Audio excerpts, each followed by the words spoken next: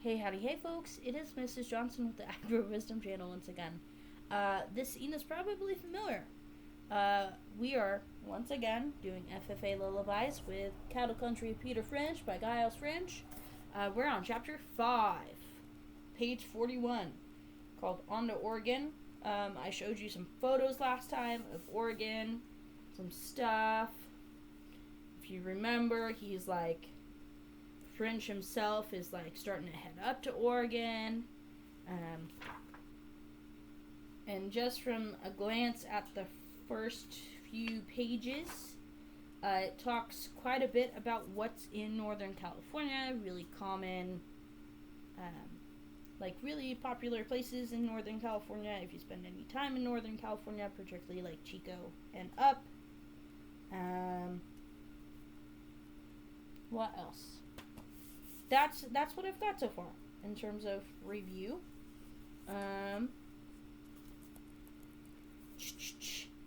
If you want me to talk more about the places that he mentions in the first couple pages, like Chico or Bidwell or Mount Lassen or Susanville, I can do that. Oh, or like Almanor. I can do that because there's a lot of cool history and stuff that they do there. So let me know. Okay, back at it. We're gonna read now, and hopefully my side notes are not going to be total derailments. That's my goal today. Okay, off we go. On to Oregon, page 41. French set out for Oregon in June of 1872. Driving up the Sacramento River with 1,200 head of cattle, half dozen Mexican vaqueros, and a Chinese cook. He probably crossed the river at Red Bluff because he knew the road to that place and the capacity of the ferry. He also knew something about the trail that led to Shingletown, and that he was sure to be able to find directions to Lost Camp, north of Mount Lassen, and on to Susanville, if he decided to go that far before turning north to Fort Bidwell. The road had been well traveled. Packers had moved over it with supplies for the Idaho mines a few years before, when Red Bluff was competing with the Dalles in Oregon as a shipping point for supplies to the mines in eastern Oregon and Idaho Territory.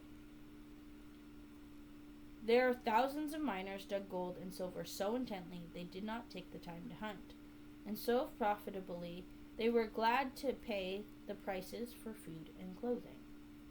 High prices for food and clothing. Stockmen had also driven cattle over the route. In 1865, Major G.G. Kimball trailed 3,000 head of sheep over the road, taking along a wagon to haul equipment and supplies. This was the northern route, which was considered an easier trail than the one running south of Mount Lassen. It would have been possible to turn northward a few miles out of Lost Camp, but that trail was along ridges. Because cattle moved slowly and needed water frequently, French probably went as far as Fredonia, near Susanville, before heading towards Fort Bidwell. He could have crossed the Sacramento River at Chico and gone up Butte Creek by Lake Almanor, which is Highway 32 right now, currently in modern day. But in any case, he would have gone by Fort Bidwell in Surprise Valley, where there was a trading post from the lush feed in this valley. He shoved his band of young, vigorous cows over a low pass in the Warner Valley, and there the feed around the lakes was high and rich. Don't quote me on this, but I think the northern route might be Highway 36 right now. Maybe? I don't know. Don't quote me on that. But the one up Butte Creek is definitely Highway 32. Both are pretty drives. A little scary in the winter, though. Back to it.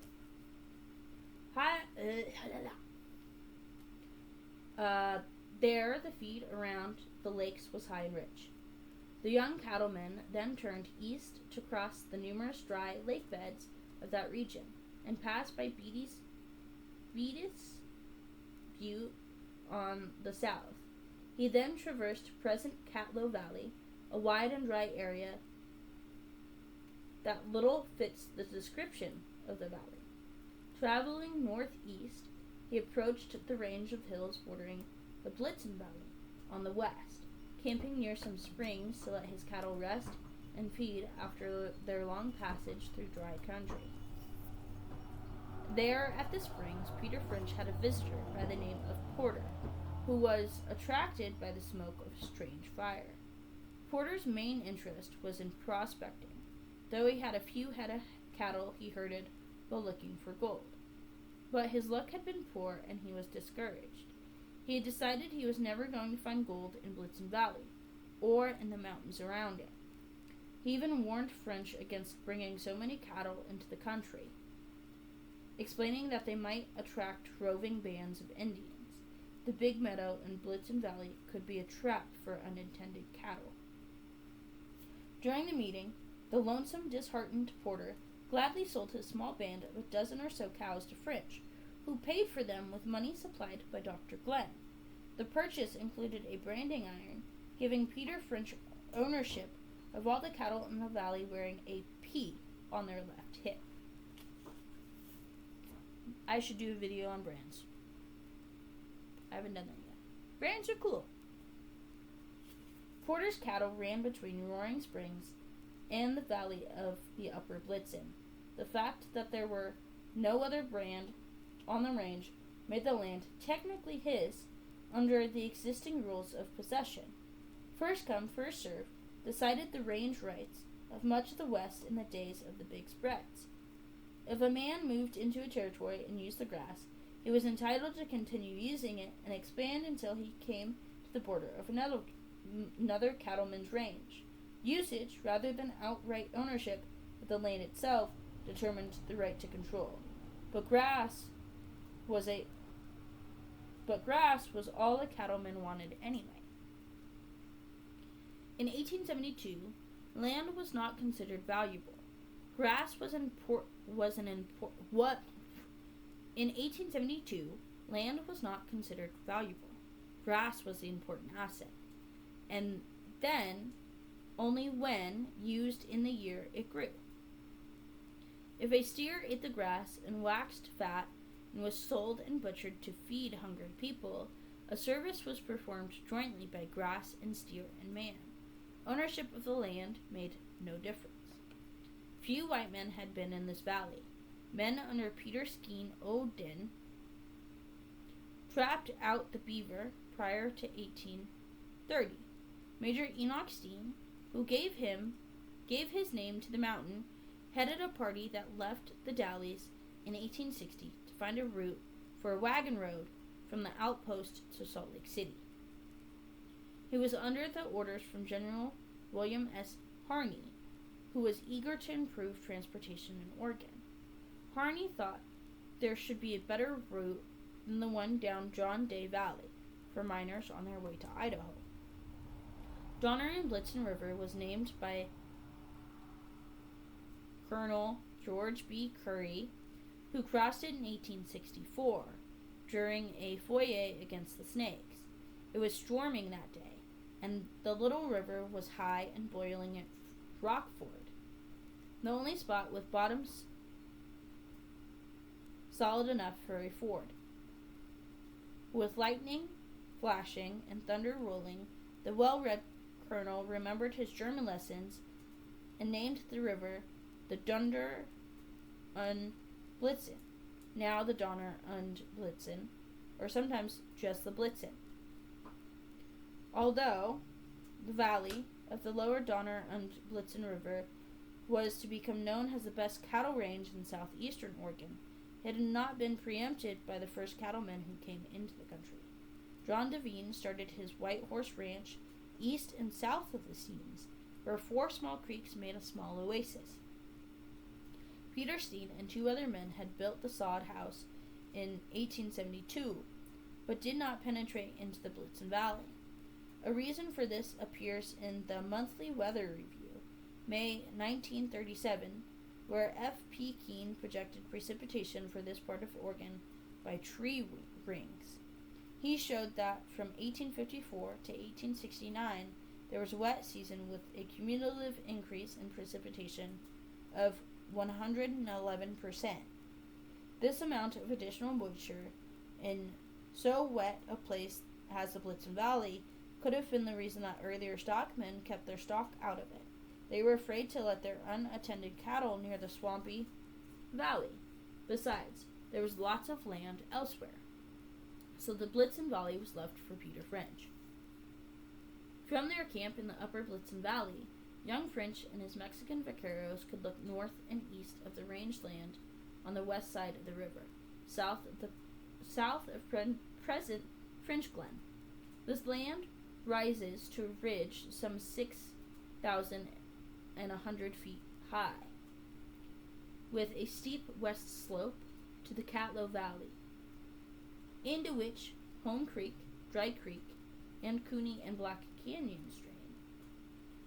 Water from these is quickly absorbed into the flat of Catlow Valley, except in the wettest years and in the wettest places, such as Roaring Springs. There, water makes a meadow of the valley floor. East of the ridge, the water drains into the Blitzen. This whole country is good cattle range, not so luscious nor so permanently green as the flat valley of the lower Blitzen, but it produces strong, succulent bunch grass. I should also do a video on grasses. Anyway, back at it. Eastward, the 50-mile-long Steens rises 9,354 feet to cast a shadow far onto the Alvord Desert. 14 creeks and rivers carry its snow waters down the Donner and Blitzen River. Indian Creek, McCoy Creek, the Little Blitzen, and the deep gash in the earth that is Kiger Gorge make definite breaks in the west slope of the Steens and carry most of the water. All this is fine cattle range. Stock can start from the bottom in the spring and work their way to the top, finding till late summer fresh grass that has been watered by low-lying snow. The Blitzen comes into the flatlands from the southeast, where, beaten white by the rocks, it drops 4,000 feet in less than 25 miles. Once on the valley floor, the river quietly picks up its tributaries while ambling sedately into the shallow Molehair Lake. To hem into this valley, which is 30 miles long and 5 miles wide, the Jackass Mountains rise on the west, giving some protection from that direction. The rugged Steens and the Blitzen Valley are but the southern part of the vast Harney Basin that drains into Molehair Lake. The northern part of it is larger by half. That part is watered from the Blue Mountains. Numerous creeks and the Sylvie River, named for Antone Silvely, I apologize for butchering that name, flow from the Blues, like the Blitzen, to the south, when the Sylvies River reaches the valley floor near the Burns, it slows down and grudgingly makes its way to shallow Molehair Lake, as if reluctant to mix its pure mountain water with that of the brackish, truly gray, muddy lake. Here the river divides, and the west branch running close to the Wright's Point, a stray bit of hill that partially divides the Harney Basin. The east branch reaches the lake in a different place. Between the two branches is what has long been called the Island Ranch, almost as famous for cattle production as Blitzen. Most of the water that drains through the flat lands from both north and south comes to Molehair Lake, a body of alkali impregnated water that once covered 40,000 acres, no part of which exceeded 5 feet in depth. Dry seasons rapidly reduce the lake. Evaporation takes a toll of 40 inches a year, and irrigation prevents the lake from receiving its normal amount of water. The lake varies greatly in size from the spring runoff until the fall. Once, in a different geographical and geological time, Molehair Lake drains south and east into the South Fork of the Molehair River that flows to the Snake. Now, the lake is a dead sea, no outlet. Except for a few springs and springtime creeks, no water enters Harney Lake except from Silver River, which flows from the Blue Mountains west of Burns. The fluctuating size of the lake causes a large body of shore land useful for winter grazing. Then, thousands of acres are exposed long enough to produce a grass suitable for cattle.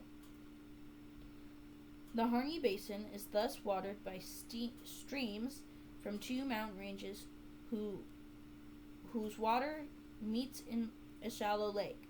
The basin is roughly 75 miles long and from 20 to 40 miles wide. It contains two major rivers and numerous creeks with fertile bottoms, as well as some deep gorges where snow stays until late summer to keep the streams running. There are broad ranges and meadows where thousands of cattle can feed throughout a long summer in the comfort that causes calves to grow and cows to stay fat. As the autumn snows drive the cattle to lower levels,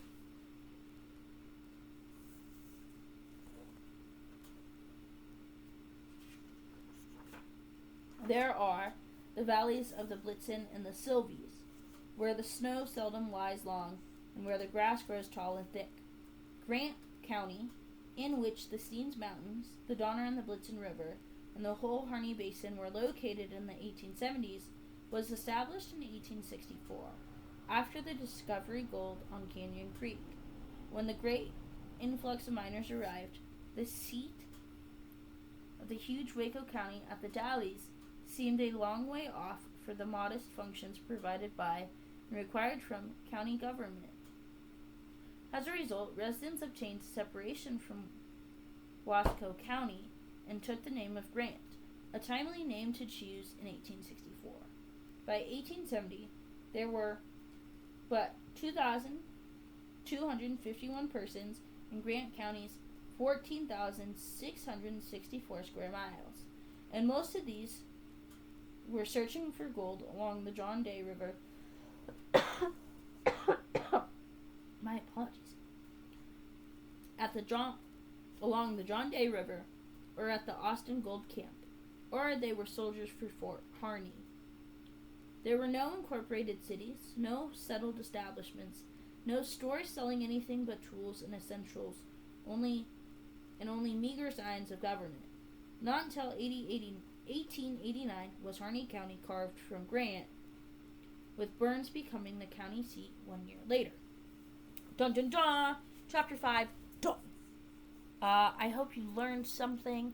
If you have comments, questions, concerns, drop them below in the comments, and we'll talk about it.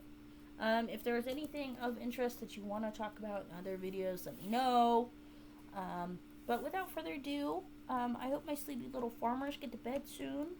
I'm going to read a couple more chapters, I think. So you can stay up with me today.